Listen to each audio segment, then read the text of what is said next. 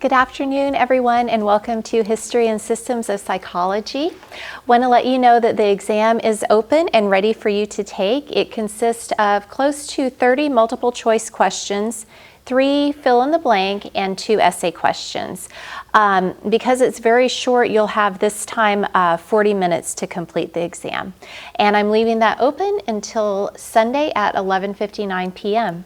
Any questions about that? All right.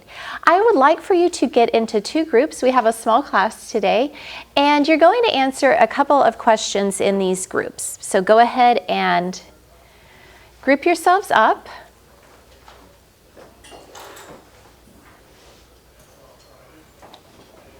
And Eric, could you please close that door? It's a little noisy out there. Thank you.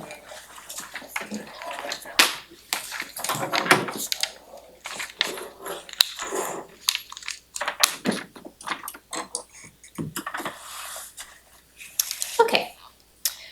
Jot these questions down and then you can take time to answer them in a moment. The first one is, when you think about personality, what comes to mind? So that might include a definition of personality, different types of personalities. Number 1, when you think about personality, what comes to mind?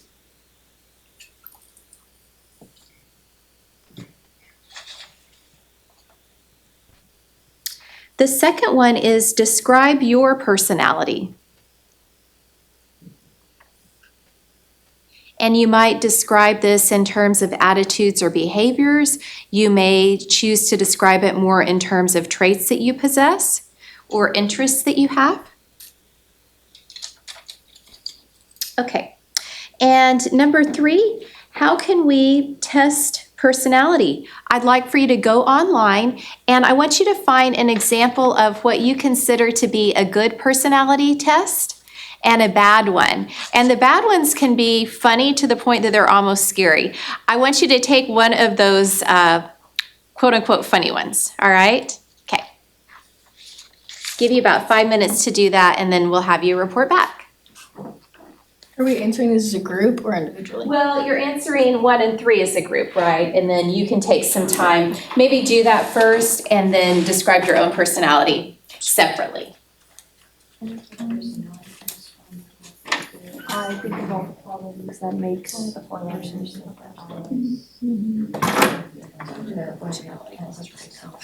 Really? Yeah. Yes. And that's one of the first things. I've taken a course. But it's like It's like the 16 personalities. see and think conscious part of it, and like how you perceive yourself as well. So basically different perceptions of yourself.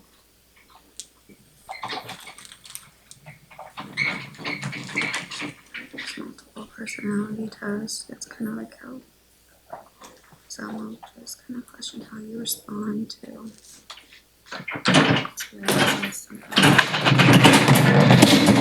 One of the psychologists that we just went over in her class was Cattell. His personal definition of personality was like it's kind of like 16 acts in a given like situation. Yeah, and that can fluctuate.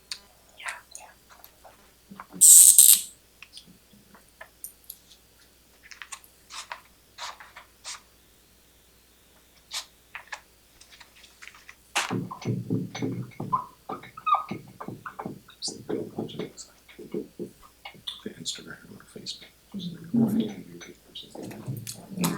Shopping cart. Personality test on psychology today.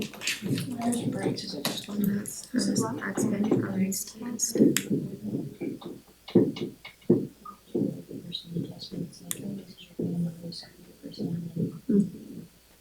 the big 5 personality test as well.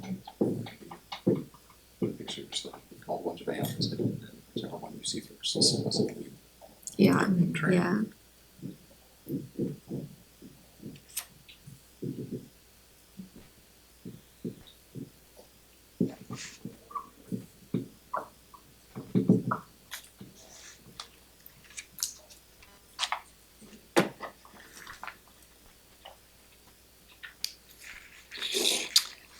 on the personality measure that you find the good and bad, I'd like for you to, you can look for the good one together, but maybe look at the bad one separately, just to showcase the fact that we have a lot of measures that the general public takes that they think might be measuring personality, right? But you know better, or you will know better after this chapter.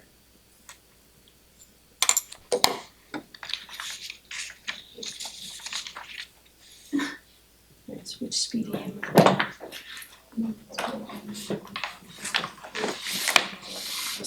So the multiphasic the MMPI.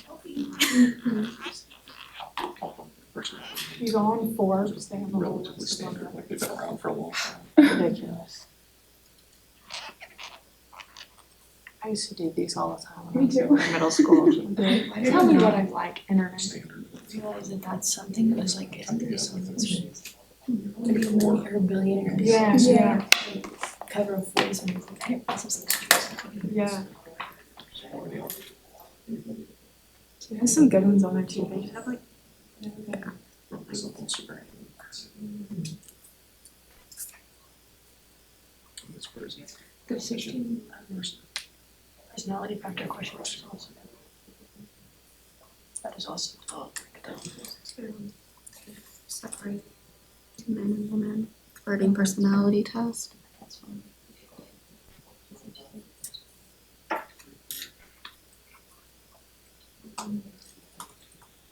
I just think it's like a bundle of characteristics. Even they are as a person. Mm-hmm. And what characteristics.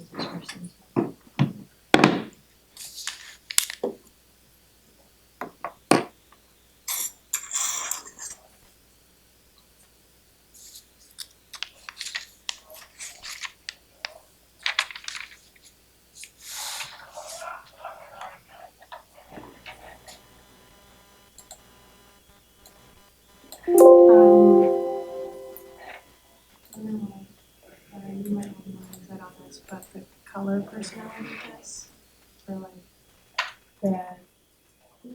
true colors are a certain personality or like you answer these questions and then they give you a color. Have you ever seen the magic glass? How you are.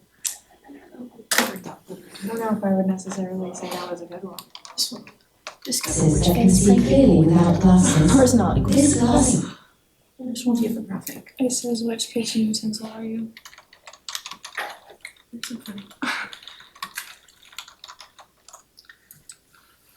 It's one that someone talked about in the personality class, they said them kind of it's like dessert party games. Are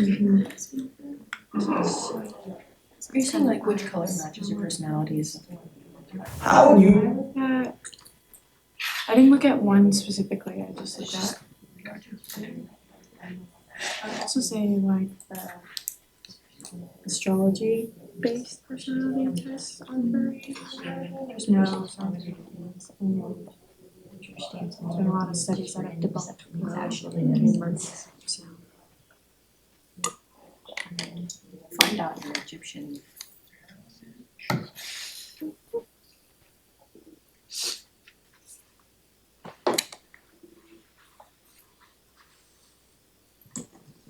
Type of mushroom.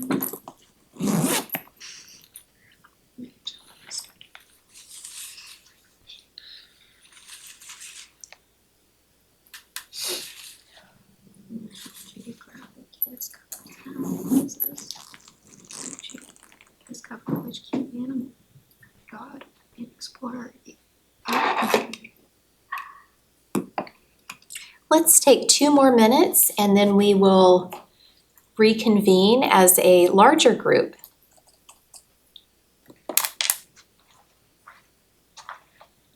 Are you finding interesting things over here? Yeah, good.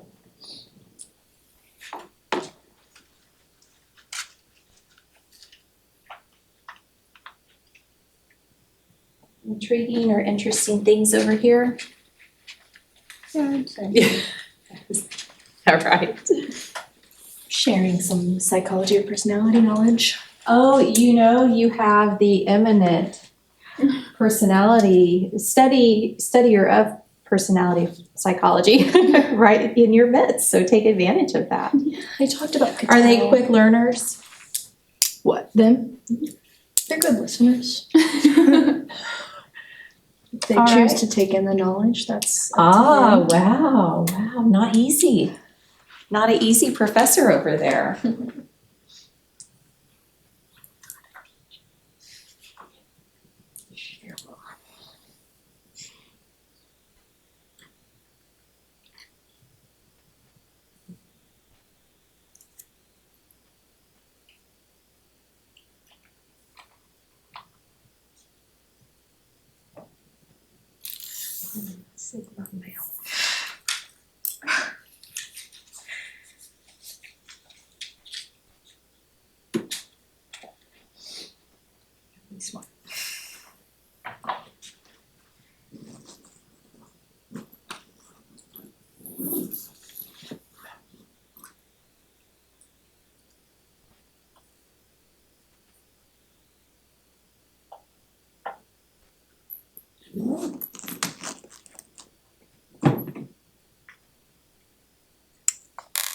Okay, 13 seconds.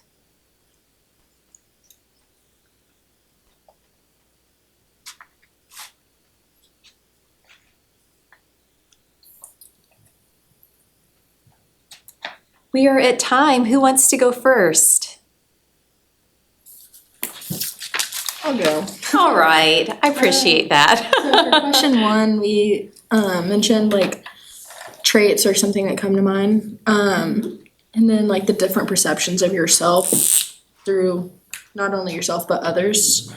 And then Sorry, just 1 second. So you had traits, you had perceptions of self, and did you say also through others or about others? like others of yourself, like of you. So like how other people perceive you. And perception of how other people perceive you, right?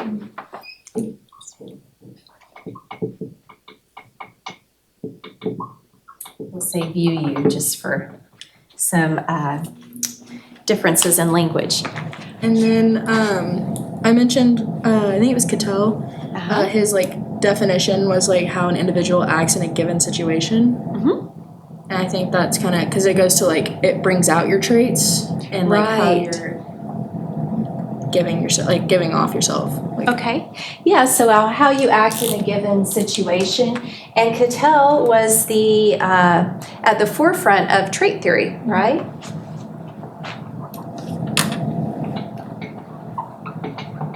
Would how you present yourself fall into that, or?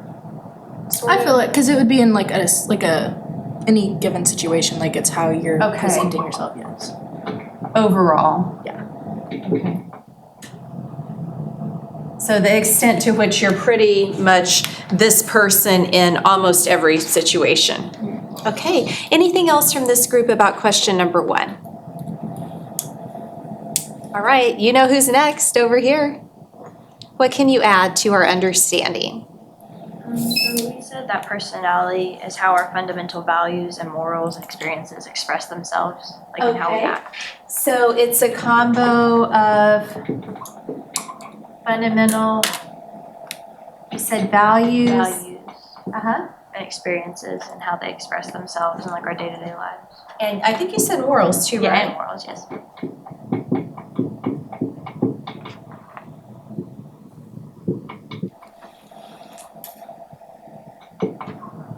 Okay, again, the everyday idea, the typical day in the life type of thing.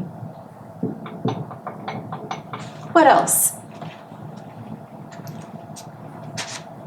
Anything else on number 1? No, I think That's your succinct definition and thoughts? All right. Okay. Let's see. The next thing I want to hear from this group, good and bad examples of tests to measure personality. There are so many personality tests available for you to take online, right? And some of the first ones that come up may or may not be ones that have been extensively researched and found to be valid and reliable, right? Give me an example of what you viewed as a good one, or maybe you have a couple of examples. Three of the ones that I remembered like connecting from class and then just looking it up would be the Myers-Briggs, the Big Five, and then the 16 personality factor. And again, we have Cattell coming into the mix with the 16 personality factor. Others, this side. That's what I was talking about, the Myers-Briggs test, where it has the different letters that determine like which end of the spectrum you're on when it comes to personality. I thought like the MMPI and the CPI. Oldies but goodies, if you will. They are, they've withstood the test of time very well. Enneagrams? Maybe, have you heard of Enneagrams? Okay, we'll discuss next week. I'll come in with some information. Now, when someone says they're a 7, you can know what that means. It's interesting. And a lot of people think that there's some really strong basis for the use of Enneagrams to determine personality. Others think maybe not so much. Other types of tests that have been used to determine personality would be visual representations. So again, maybe the use of an ink blot. If I chose to keep this up here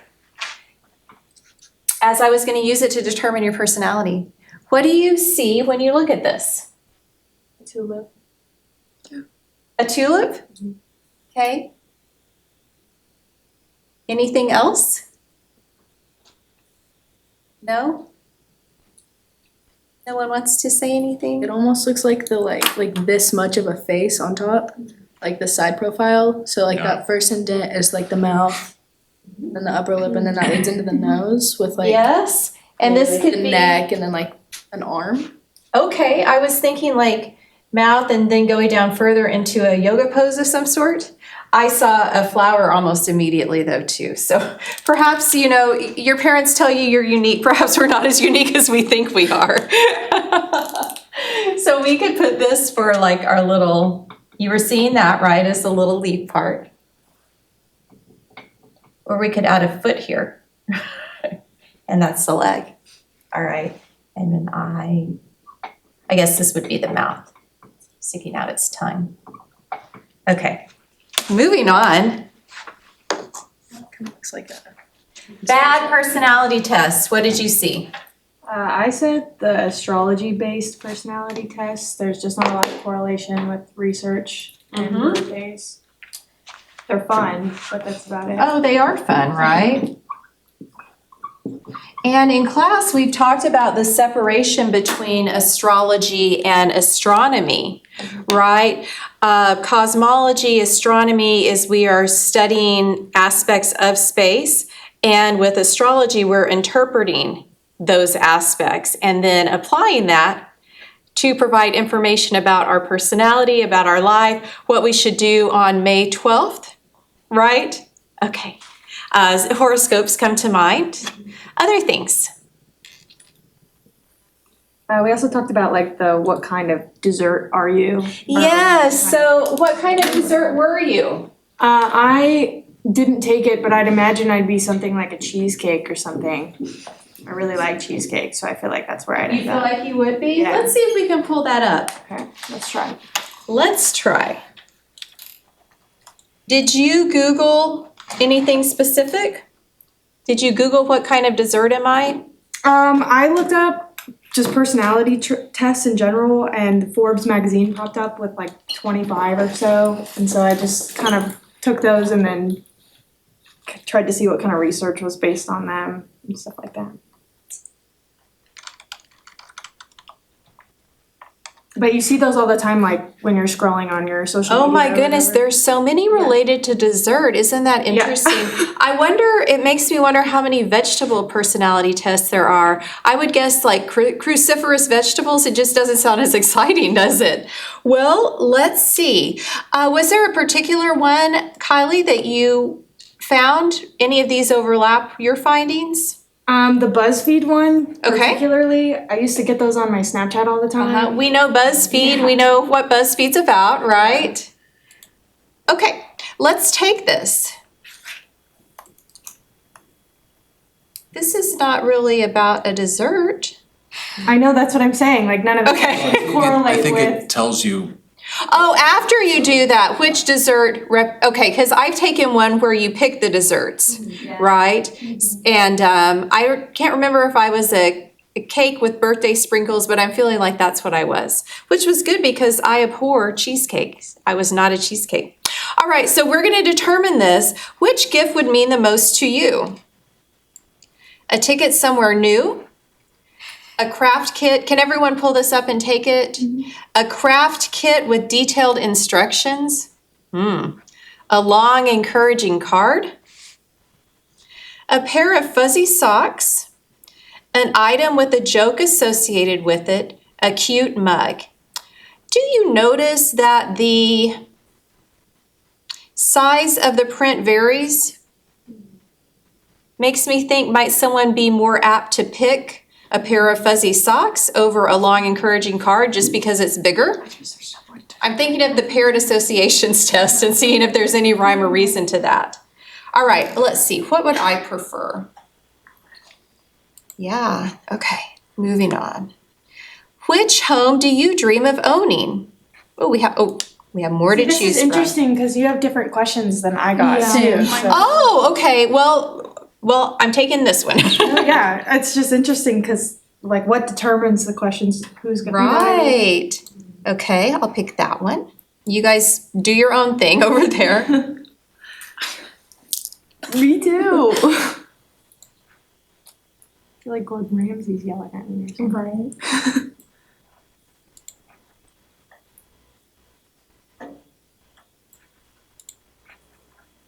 Oh my gosh, I'm birthday cake. I was birthday cake on the other one too.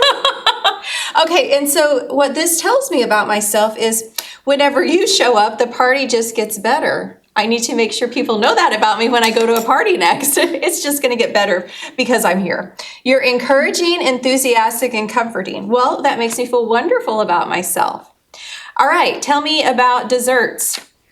I was a donut. You were a donut, and what can we infer from you being a donut?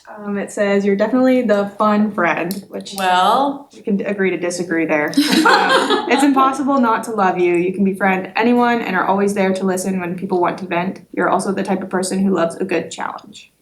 And I would say that's I agree with pretty you on the accurate, challenge yeah. part. I don't know you that well, but I feel like you are very encouraging and kind. So Thank you. there's a little, that might not unpack your full personality, but aspects, right? What did you get? I was a donut. You were a donut. Okay, I can see that. I was also a yeah. donut. You were also a I feel donut. like this is rigged. Do you? All right, not even like a donut hole, not even different types of donuts, just straight up donut. straight up donut. When I was in Little Rock a couple of weeks ago, we went to Hertz Donuts. Oh, I love Hertz Hertz. donuts. Yeah. And they had some pretty amazing donuts. I've always wanted to try the Cookie Monster one, but the blue doesn't sit It's well on my scary, yeah. teeth. It's kind of scary, right? I chose, let's see, what did I choose? Fruity Pebble donut. I love Fruity Pebbles. And what was the other one?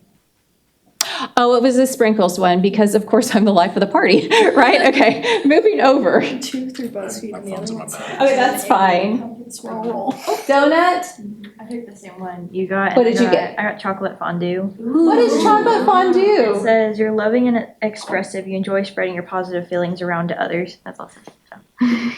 I could see it. That sounds a little bit more like you have more substance than the birthday cake, right? More inner self, perhaps. Well, I don't know what to say about all these donuts in the classroom. Eric, it would be nice to find out what you are, but we will do that perhaps another time. Something boring. Probably. I doubt that. What would be boring? Broccoli? Is that a dessert?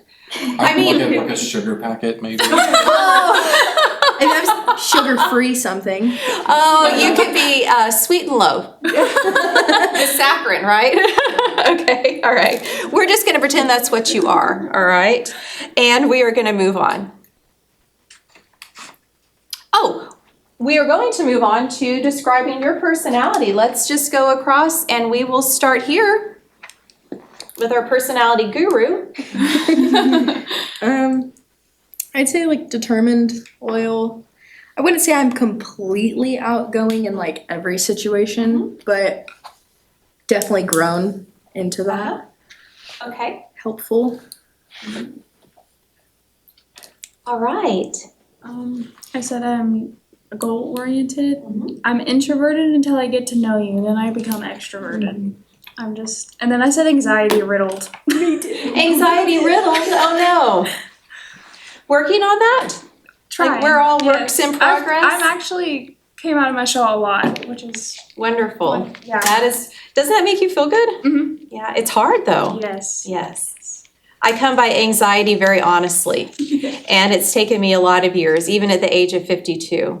I mean, I still feel anxious when I come in and teach a class. It doesn't matter what it is. But, you know, if the anxiety were to be as bad as it was when I was your age, I would not be able to teach at all. So, good for you. All right. I said that I can adapt to situations really easily because I've moved around a lot. Uh-huh. And I really like learning and exploring new places. And I enjoy making people laugh and watching people I love experience new things. And I also said that I get anxious about everything. And I love animals. So Oh my goodness. yeah, I wrote a lot. We're painting a really big picture here, right? Fleshing out the person, as it were. Eric. I put curious, relatively confident, reliable. I'm an introvert, but extroverted. Yes. So like I can be very personable, but what recharges me is not being around people. Curiosity, I see that as one of your hallmark traits if we were to look at traits, which is good in the academic environment. And it suggests a lifelong learner. Even as a kid, I was one of those, like I would take stuff apart just to see how it works. Right, So. right. Okay. I didn't write anything, but I could just generally quiet. Very quiet. I'm caring, patient. I see that. Resilient in a lot of ways. Family oriented? Somewhat. All right. It's a complicated. Okay, all right. Yeah, resilience is a good quality, although the way we come to be resilient isn't always great. For some of mine, I put open-minded and understanding. I'm curious, loyal, anxious or shy. I put both of those on there. Introspective, I like to think about things. Yes. Caring, and that's all I put on there.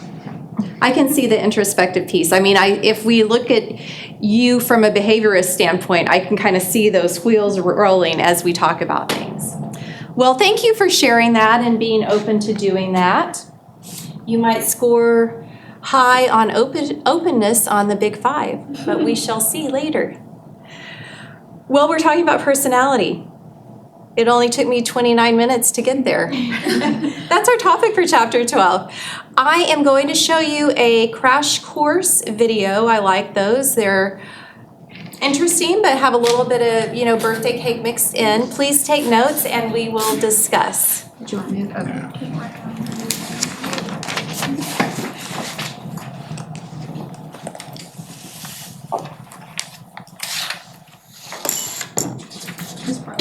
How would you describe your personality? Maybe friendly, creative, quirky? What about nervous or timid or outgoing? But has anyone ever called you a sanguine? What about a kapha or full of metal? Ancient Greek physician Hippocrates believed personality manifested itself in 4 different humors. And basically, you are who you are because of your balance of phlegm, blood, and yellow and black bile. According to traditional Chinese medicine, our personalities depend on the balance of 5 elements: earth, wind, water, metal, and fire. Those who practice traditional traditional Hindu Ayurvedic medicine view each other as unique combinations of 3 different mind-body principles called doshas. But Sigmund Freud thought our personalities depended in part on who was winning the battle of urges between the id, ego, and superego. Meanwhile, humanistic psychologist Abraham Maslow suggested that the key to self-actualization was first successfully climbing a hierarchy of more basic needs. And then you got your BuzzFeed quizzes to determine what kind of pirate or font or sandwich or Harry Potter character you are, but I would never take one of those seriously. All this is to say that people have been characterizing one another for a long, long time, and whether you're into blood or bile or ego or id or BLT or PB&J, there are a lot of ways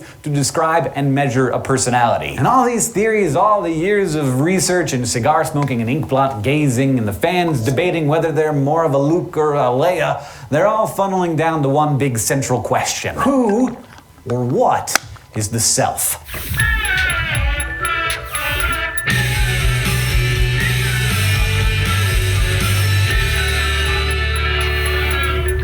Last week we talked about how psychologists often study personality by examining the differences between characteristics and by looking at how these various characteristics combine to create a whole thinking, feeling person. The early psychoanalytic and humanistic theorists had a lot of ideas about personality, but some psychologists questioned their lack of clearly measurable standards, like if there was no way to really quantify someone's inkblot response or how orally fixated they might be. So this drive to find a more empirical approach spawned 2 more popular theories in the 20th century, known as the trait and social cognitive perspectives. Instead of focusing on things like lingering unconscious influences or missed growth opportunities, trait theory researchers look to define personality through stable and lasting behavior patterns and conscious motivations. Legend has it that it all began in 1919 when young American psychologist Gordon Allport paid a visit to none other than Freud himself. Allport was telling Freud about his journey there on the train and how there was this little boy who was obsessed with staying clean and didn't want to sit next to anyone or touch anything. Allport wondered if the boy's mother had a kind of dirt phobia that had rubbed off on him. So yada yada yada, he's telling his tale, and at the end of it, Freud looks at him and says, "Was that little boy you?" Allport was basically like, "No, man, that was just some kid on the train. Don't try to make this into some big unconscious episode from my repressed childhood." He has Allport no thought elbows. Freud was digging a little too deep, and that sometimes you just need to look at motives in the present, not the past, to describe behavior. So Allport started his own club, describing personality in terms of fundamental traits, or characteristic behaviors and conscious motives. He wasn't so much interested in explaining traits as he was in describing them. Modern trait researchers like Robert McCrae and Paul Costa have since organized our fundamental characteristics into what's casually known as the Big Five: openness, conscientiousness, extroversion, agreeableness, and neuroticism, which you can remember using the mnemonic ocean or canoe, whichever one you prefer. Each of these traits exists on a spectrum, so for example, your level of openness can range on one end from being totally open to new things and variety, or wanting strict, regular routine on the other end. Your degree of conscientiousness can translate into being impulsive and careless, or careful and disciplined. Someone high on the extroversion end will be sociable, while those on the low end will be shy and reserved. A very agreeable person, meanwhile, is helpful and trusting, while someone at the opposite end may be suspicious or uncooperative. And finally, on the neuroticism spectrum, an emotionally stable person will be more calm and secure, while a less stable person is often anxious, insecure, and self-pitying. The important idea here is that these traits are hypothesized to predict behavior and attitude. Like an introvert might prefer communicating through email more than an extrovert, and an agreeable person is much more likely to help their neighbor move that couch than a suspicious one who's just glaring through the window. By adulthood, trait theorists will tell you these characteristics are pretty stable, but that isn't to say that they can't flex a little in different situations. Like that same shy person might end up singing Elvis karaoke in a room full of people under the right conditions. So our personality traits are better at predicting our average behavior than what we do in any specific situation. And research indicates that some traits, like neuroticism, seem to be better predictors of behavior than others. Get 4 weeks free when you sign up for Uber One for Students. This flexibility that we all seem to have leads to the fourth major theory on personality, the social cognitive perspective. Originally proposed by our bobo-beating friend Alfred Bandura, the social cognitive school emphasizes the interaction between our traits and their social context. Bandura noted that we learn a lot of our behavior by watching and imitating others. That's the social part of the equation. But we also think a lot about how these social interactions affect our behavior, which is the cognitive part. So in this way, people and their situations basically work together to create behavior. Bandura referred to this sort of interplay as reciprocal determinism, meaning that, for example, the kind of books you read or music you listen to or friends you hang out with say something about your personality because different people choose to be in different environments. And then those environments in turn continue to reinforce our personalities. So if Bernice has a kind of anxious, suspicious personality and she has a serious Titanic crush on Sherlock Holmes, she might be extra attuned to potentially dangerous or fishy situations. But the more she sees the world in that way, the more anxious and suspicious she gets. In this way, we're both the creators and the products of the situations we surround ourselves with. That's why one of the key indicators of personality in this school of thought has to do with our sense of personal control. That is, the extent to which you perceive that you have control over your environment. Someone who believes that they control their own fate or make their own luck is said to have an internal locus of control, while those who feel like they're just guided by forces beyond their control are said to have an external locus. Now, whether we're talking about control versus helplessness, introversion versus extroversion, calm versus anxious, or whatever, each of these different personality perspectives have their own methods of testing and measuring personality. We've talked before about how the psychoanalyst superhunk Herman Rorschach used his ink blot test to infer information about a person's personality. We know that Freud used dream analysis, and both he and Jung were fans of free association. The broader school of theorists, now known as the psychodynamic camp that descended from Freud and pals, also use other projective psychological tests, including the famous thematic apperception test. In this kind of test, you'd be presented with evocative but ambiguous pictures and then asked to provide information about them. You might be asked to tell a story about the scenes, considering things like how are the characters feeling, or what's going on, or what happened before this event and what will happen after. Like, check it out. Is the woman crying because her brother just died or from a bee sting? Or is she a maid laughing because some royal just passed out drunk in his bed? Or perhaps the object of her long burning affection has just confessed his love in a fever haze, all Jane Austen style, and she's having a mini breakdown in the hall. The idea is that your responses will reveal something about your concerns and motivations in real life, or how you see the world, or about your unconscious processes that drive you. By contrast with that approach, though, modern trait personality researchers believe that you can assess personality traits by having people answer a series of test questions. There are lots of so-called personality trait inventories out there. Some provide a quick reading on a particular enduring trait like anxiety or self-esteem, while others gauge a wide range of traits like our friends the Big Five. These tests, like the Myers-Briggs, which you might have heard of, involve long questionnaires of true-false or agree-disagree questions like, do you enjoy being the center of attention? Do you find it easy to empathize with others? Or do you value justice over mercy? But the classic Minnesota multiphasic personality inventory is probably the most widely used personality test. The most recent version asks a series of 567 true-false questions, varying from no one seems to understand me, to I like mechanics magazines, to I loved my father, and is often used to identify emotional disorders. Then there's how Bandura's social cognitive camp sizes you up. Because this school of thought emphasizes the interaction of environment and behavior rather than just traits alone, they aren't solely into questions and answers. Instead, they might measure personality in different contexts. Understanding behavior in one situation is best predicted by how you acted in a similar situation. Like if Bernice freaked out and tried to hide under the bed during the last 5 thunderstorms, we can predict that she will do that again next time. And if we conducted a controlled lab experiment where, say, we looked at the effects of thunderstorm noises on people's behavior, we might get an even better sense of what baseline psychological factors could best predict storm-induced freakouts. And finally, there are the humanistic theorists like Maslow. They often reject standardized assessments altogether. Instead, they tend to measure your self-concept through therapy, interviews, and questionnaires that ask subjects to describe both how they would ideally like to be and how they actually are. The idea is that the closer the actual and ideal are, the more positive the subject's sense of self. Which brings us back to that biggest motherlode question of them all. Who or what is the self? All the books out there about self-esteem, self-help, self-awareness, self-control, and so on are built upon one assumption, that the self is the organizer of our thoughts and feelings and actions, essentially the center of a personality. But of course, it's a sticky issue. One way to think about self is through the concept of possible selves, like your ideal self, perhaps devastatingly attractive and intelligent, successful and well-loved, as well as your most feared self, the one who could end up unemployed and lonely and run down. This balance of potential best and worst selves motivates us through life. In the end, once you factor in environment and childhood experiences, culture, and all that mess, not to mention biology, which we haven't even touched on today, can we really firmly define self, or answer certainly that we even have one? That, my friend, is one of life's biggest questions, and so far it has yet to be universally answered. But you learned a lot anyway today, right? As we talked about the trait and social cognitive perspectives, and also about different ways these schools and others measure and test personality. We also talked about what self is and how our self-esteem works. Thanks for watching, especially to our Subbable subscribers who make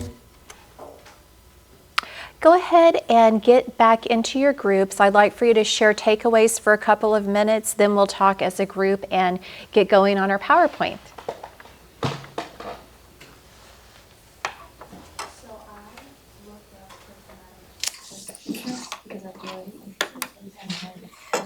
Because that shows people pictures and they like have to tell a story about each one. I think that's so interesting. I don't really want social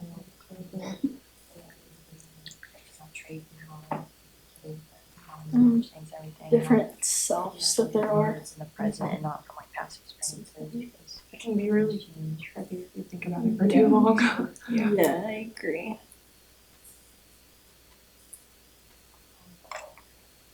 Similar situations. It's glad that you pointed out like how restrictions affect you. And I guess also another test for Personalities can change depending on the situation. Perception.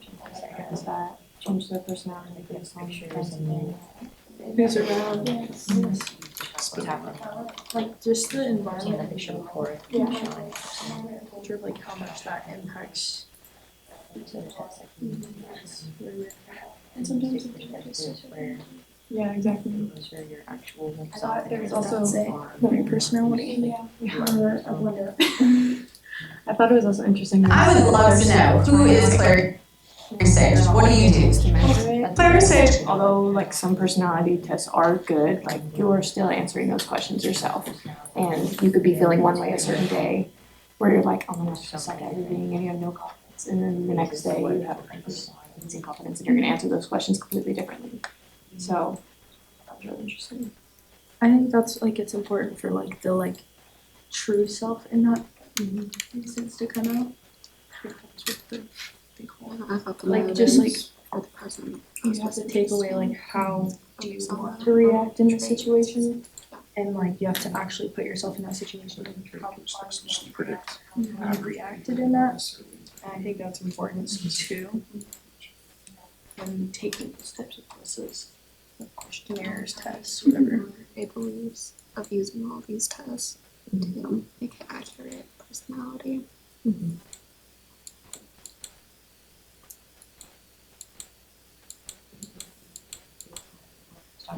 Even about how personality tests usually just predict your average behavior and attitude, not specific. So like it could tell you one thing, This one's based off that same type of scale. and something completely unexpected because it's showing you your average behavior, I guess. I just went over this. It's like there's the different types. So there's like you have your tests and questionnaires and stuff, but then you have like your Take 2 more minutes. watch you and like how like watch your actual behavior. Now that makes sense though. I feel like perspective is kind of everything in situations like Basically, like personality is such a broad thing. Okay, so like Since there's so many there's the like your research that went into psychology, and they have like the QLNT data, and like Q is like questionnaires and like self-reports, and then there's like the L, which is like life records, so like grades, how you're performing at your job, and then there's the objective test, which is like experimental and So just a theological. average. Specific conditions. So QLNT data,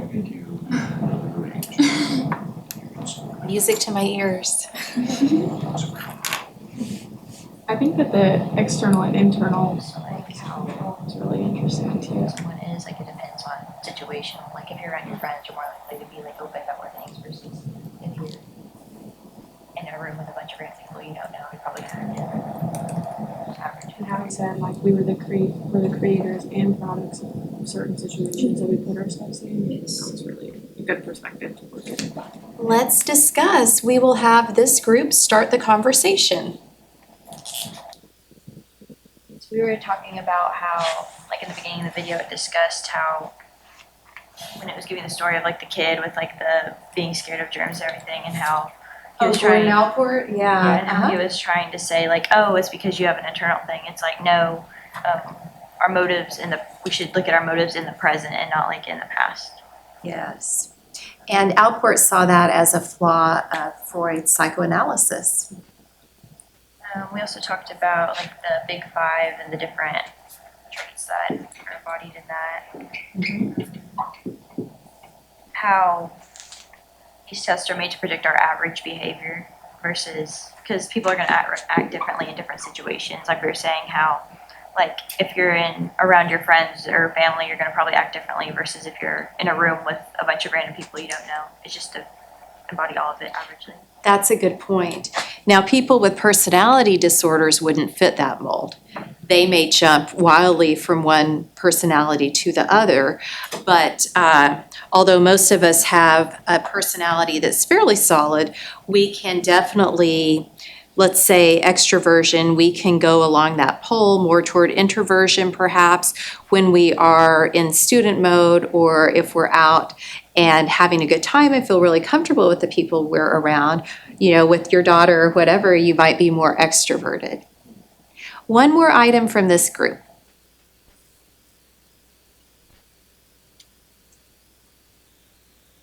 Is there so many different ways to try to look at it? Like, so many different people have their own theory, like, and all of them have valid ideas behind it, but none of them completely encompass. I agree with that. The psychology of personality class I teach discusses that and takes a little bit more of an eclectic approach, considering the pros and cons might not be the right language, but that's when I use like the pros and cons of each of the different methods. And then it's interesting to see the evolution of methods. For instance, Alport's personality psychology departed greatly from Freud's, whereas there are people, the later psychology of Maslow was influenced by Alport. The idea of this personality tree is pretty fascinating. This group, good comments.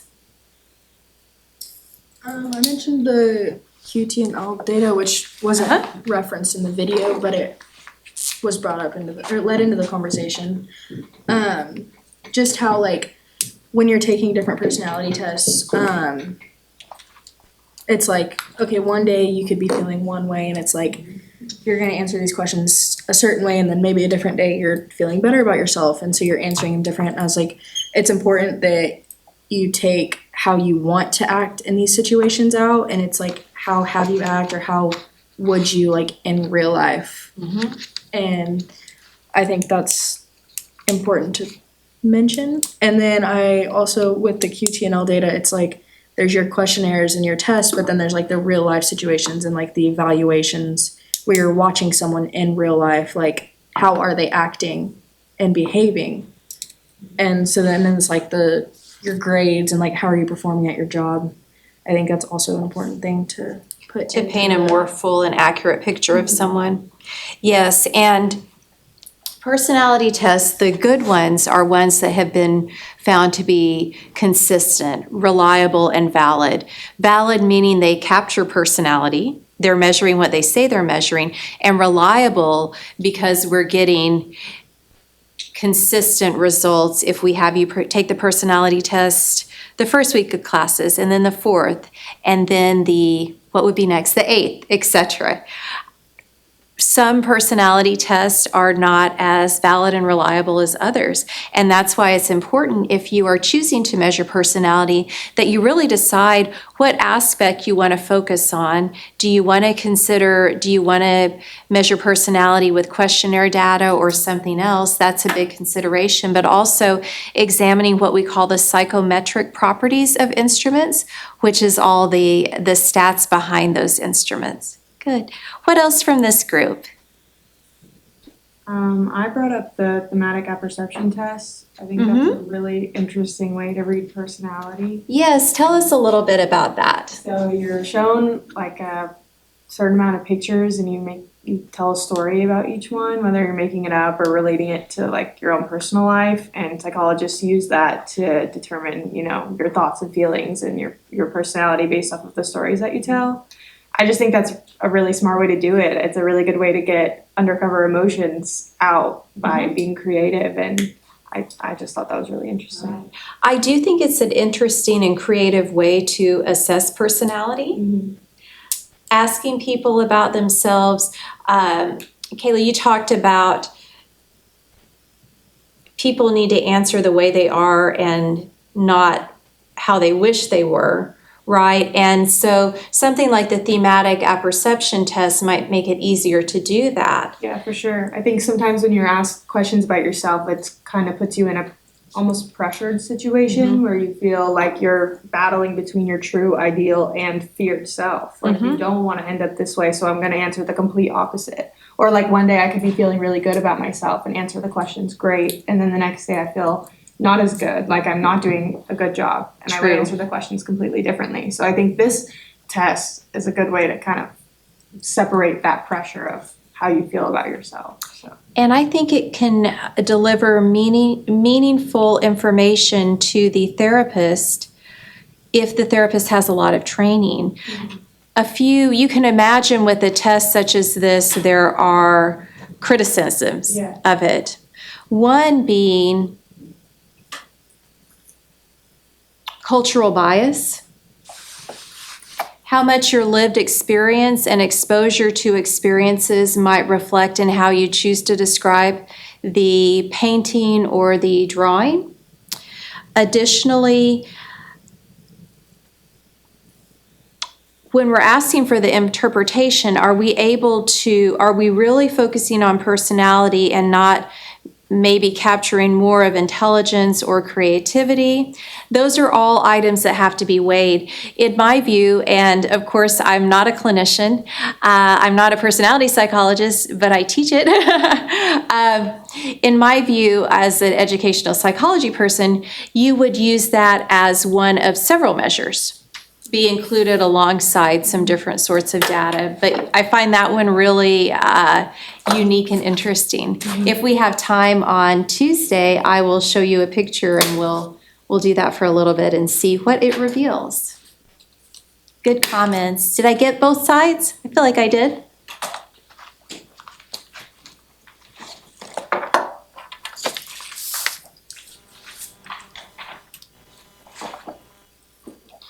Personality psychology, broadly defined, is a subdiscipline pioneered by Alport and other individuals. They examine the nature of human individuality using methodologies ranging from individual case studies, examining one person in great detail, which can offer lots of interesting and reveal important information, through large-scale statistical analysis, examining relationships among different personality traits. And I will say everything in between. Humanistic psychology, love humanistic psychology. It is called third force in terms of psychology. First force would be behaviorism. Second is psychoanalysis. Both of these forces impacted a lot of people, a lot of psychologists, and have a lasting legacy in our field. Humanistic psychology was established in the 1950s by Maslow, Rogers, and May. These psychologists, unlike many previous psychologists, focused on improving life rather than telling you what was wrong with you and fixing you. The idea of humanistic psychology is that most of us are, for the most part, pretty okay, but we can live a better, more meaningful, more purpose-driven life. And that is the the basis for humanistic psychology. Very early, let's think back to week 1 or week 2, we talked about different ways that the history of psychology can be revealed. Some people might say that humanistic psychology was a pushback to behaviorism, because behaviorism really took everything down to what can be observable and looked at punishment as a form of eliciting certain behaviors. Others, however, might look at the sociocultural forces. Perhaps this will ring a bell. No Pavlovian pun intended. We talked about the fact that the sociocultural factors of the day can influence psychology greatly. Well, humanistic psychology was founded not too long after World War II. People observed that there were certain individuals who had this resilience, unyielding ability to push on. And the idea was, why does that happen? And how could we harness that in other people? Okay, so you can look at it as a pushback to behaviorism. You can look at it through a sociocultural lens, and that's going to provide you with a different view of the why behind it.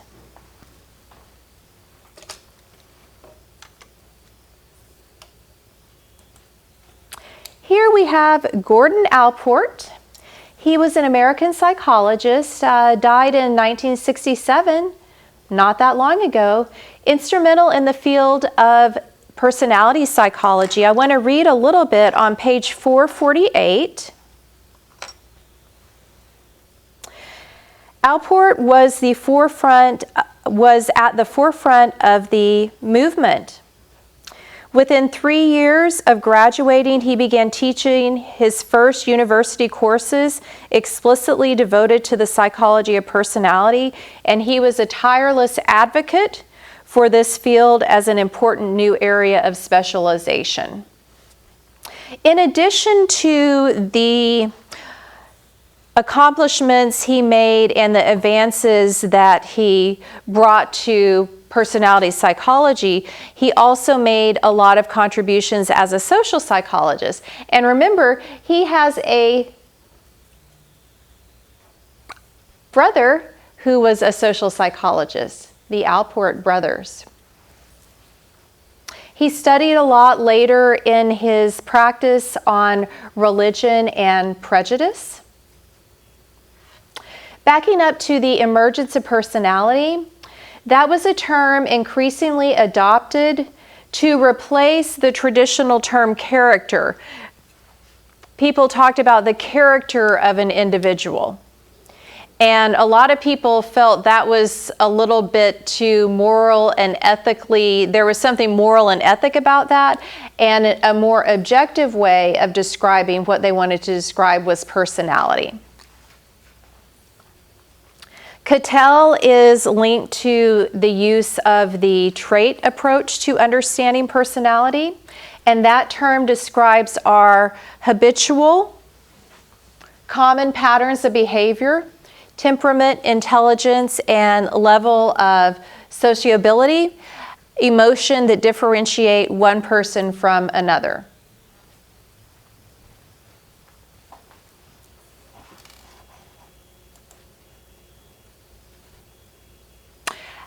Allport was strongly influenced by the German psychologist William Stern.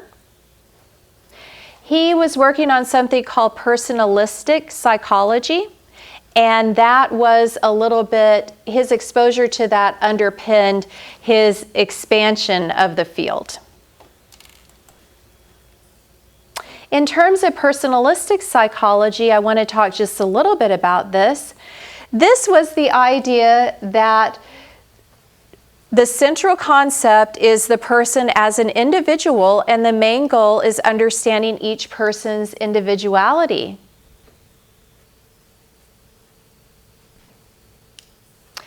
He did not come from a collectivist culture. We see the individual as the thing, as it were, we're examining. Relational individuality was a term that Stern used to define relative positions on a variety of different personality traits.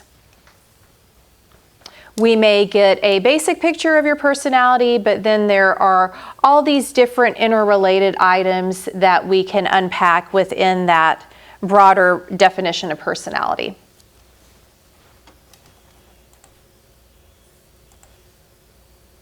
There are definitely many ways to understand personality and to research personality. Nomothetic methods are used to study people in terms of general dimensions or characteristics on which they vary to quantitatively specifiable degrees. That is a mouthful. This is going to be more of your survey approach. Taking a lot of surveys, maybe we survey everyone who is a psychology and sociology major. And we include nursing too, okay? We have those, and we are trying to see, are there certain personality characteristics that these people who are going into helping professions exhibit? We can get a lot of questionnaire data, we can run the statistics, and then we may generalize about a group of people based on those findings. Idiographic methods are different. We're looking at the individual, and generally we're looking at qualitative data. We are wanting to see what makes people distinct from one another and what makes them unique. And we will talk more about that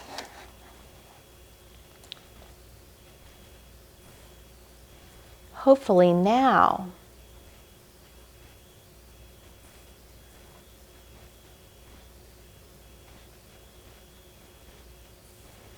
I need to add a couple of slides in. I'm going to send you a link to a short article.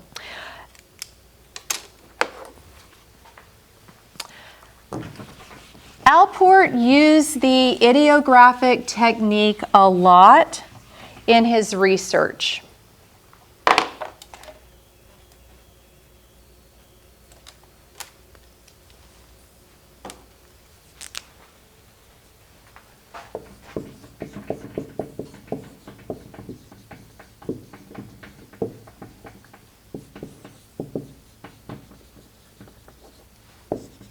One of the approaches he used to understanding personality was the lexical, or basically that means word approach.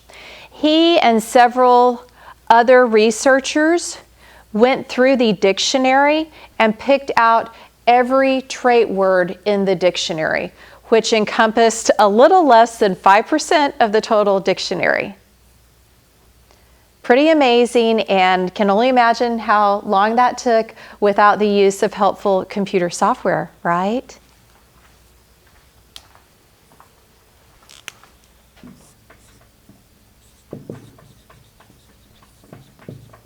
He believed in the power of personal artifacts as a way of, let me rephrase that, the use of personal artifacts to help understand someone's personality. To that end, I need to give you more background, but just a brief synopsis is he had correspondence over a number of years with someone by the name of Jenny. And he used these letters from Jenny, it's actually called Letters from Jenny, this research, over the years to describe this individual's personality, looking at it on the case study level. All these back and forth letters, what did that say about this woman who was writing them? And it's pretty fascinating, definitely something that I want to make sure that you are introduced to on Tuesday.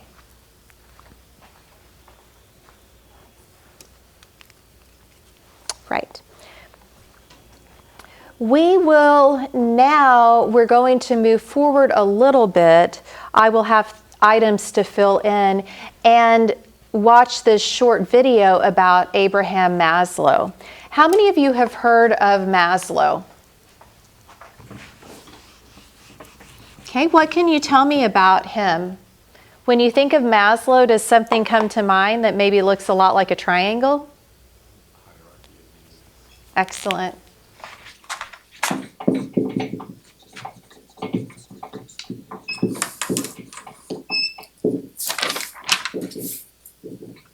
And remember, he is a humanistic psychologist.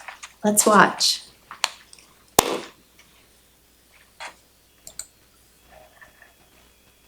College is for helping. What human beings can be, wrote the psychologist Abraham Maslow, they must be.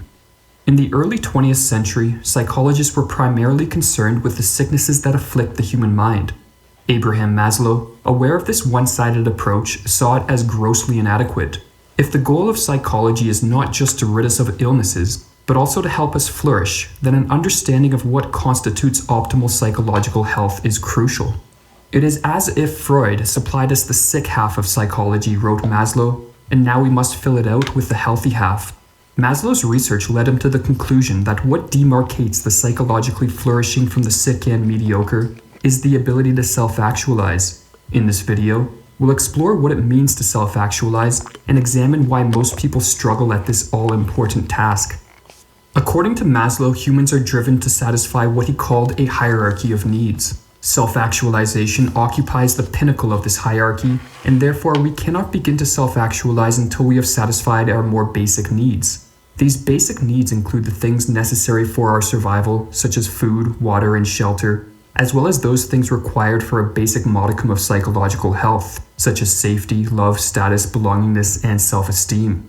Only after these basic needs are satisfied can we begin down the path of self-actualization and strive, in the words of Maslow, to become everything one is capable of becoming. Musicians must make music, wrote Maslow. Artists must paint. Poets must write if they are to be ultimately at peace with themselves. What human beings can be, they must be. They must be true to their own nature.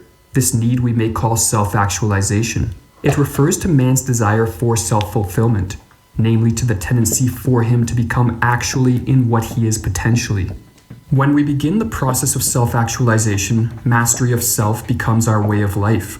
We view our psyche as a vast unexplored terrain and are motivated to gain a greater knowledge of its inner depths. Rather than being driven solely by wealth or status, we choose an ambitious and meaningful life mission. As we strive to achieve our goals, we devote our energies to mastering the necessary skills, and in the process, we actualize our latent potentials.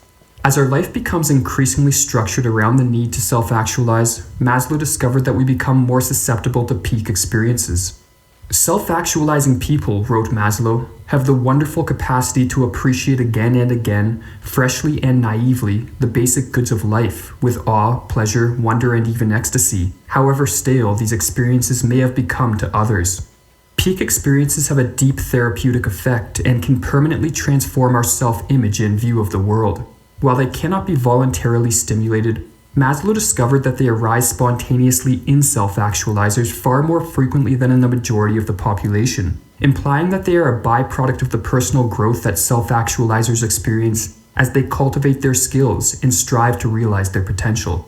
Another trait shared by self-actualizers is their tendency to be free from the constricting need for social acceptance and the obsession many people have with social comparison. Rather than looking to others for approval or to social standards or authorities to determine how to live, such individuals defer matters of judgment to their own conscience. The French philosopher Montaigne, who exhibited this characteristic, captured it in the following line from his essays: "I have my own laws and my own court to judge me, and I refer to these rather than elsewhere." Or as Maslow explains, self-actualizers have become strong enough to be independent of the good opinion of other people, or even their affection. The honors, the status, the rewards, the popularity, the prestige, and the love they can bestow must have become less important than self-development and inner growth. With this basic understanding of self-actualization, we are left with an important question. If all of us can, in principle, self-actualize, why do so few of us end up doing so? Why, in other words? Do most of us become more complacent, conformist, bitter, and neurotic as we age, rather than more individualized, joyous, creative, and productive?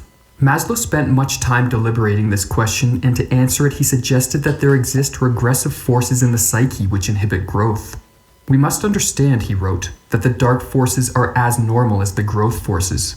While most of us will claim that actualizing our potentials is something we desire to do, in reality, we are often far more attracted by the easy path of safety and comfort. We avoid challenges which would lead to personal growth, refuse to face up to our fears, and remain passive in a manner which inhibits our capacity to self-actualize. The pull of these regressive forces places us in a dangerous position, for if we allow ourselves to succumb to them, then over time we will pay a steep price. Anxiety, guilt, shame, and self-hate will manifest and torture us internally. But the presence of these symptoms does not necessarily mean that all is lost. Rather, as Maslow suggests, if we can learn to view these symptoms not as a sign that we are ill and in need of medication, but rather as a cry from the growth forces within, warning us that a change in our life is needed, we will have taken the first step toward becoming a self-actualizer, and thus one of those rare individuals who succeed in being human. He who belies his talent, wrote Maslow, the born painter who sells stockings instead, the intelligent man who lives a stupid life, the man who sees the truth and keeps his mouth shut, the coward who gives up his manliness. All these people perceive in a deep way that they have done wrong to themselves and despise themselves for it. Out of this self-punishment may come only neurosis, but there may equally come renewed courage, righteous indignation, increased self-respect, because of thereafter doing the right thing. In a word, growth and improvement can come through pain and conflict.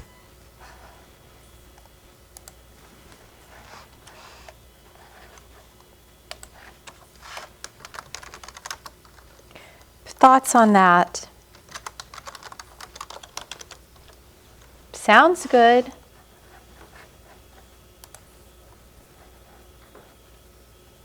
I like his line of says self-actualizers are Independent of the opinion of others.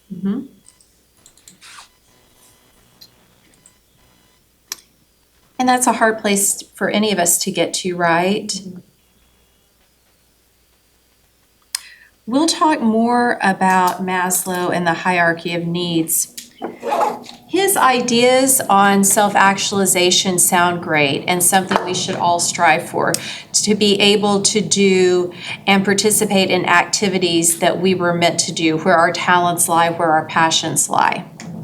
However, in reality, that's not always possible. Life, quote unquote, gets in the way. Taking care of others is not mentioned. This is highly focused on the self and does not talk about all the responsibilities that people have, or the fact that in order to self-actualize, you have to have your basic needs met. You have to have a lot of things already happening. And some people, for whatever reason, aren't in that place. So I think that although this idea of self-actualization is great and something to strive for, understanding that not everyone gets there doesn't necessarily mean that not everyone wants to get there, correct? Something to ponder. Any questions? Any questions about the exam? Last minute questions? Well, good luck on that. And I will see you on Tuesday. I'm going to Eureka Springs after class today, and hopefully we'll be nice and rejuvenated when I am back at RSU on Monday. Have a good holiday weekend and stay safe, whether or not you're traveling somewhere. Have a good rest of your day.